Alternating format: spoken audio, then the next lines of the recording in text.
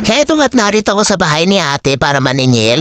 At sa di inaasang pagkakataon, naabutan ko siya kumakain. At bilang Pilipino, nakaugalian nating mga Pinoy na tuwing may darating na bisita, syempre, aalukin natin niyang kumain. Pero si ate hindi niya ako inalo. Kaya naman ako nang nagkusa. Kunyari tinatanong ko, ate, anong ulam mo?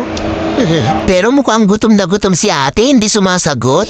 Pero nakita ko naman ginatang tambako lang ulam niya at mukhang masarap. Kaya naman sabi ko sa kanya, ate patikim niya. Tapos meron din pala siyang dinengding, paborito ko to. Tapos nasilip ko yung kaldero nila, ang dami pa palang laman. Hingi na ako ng isang piraso. Ang sarap kasi ng luto ni ate ko. Grabe. Ang galing niya magluto. Hingi ako ng isa.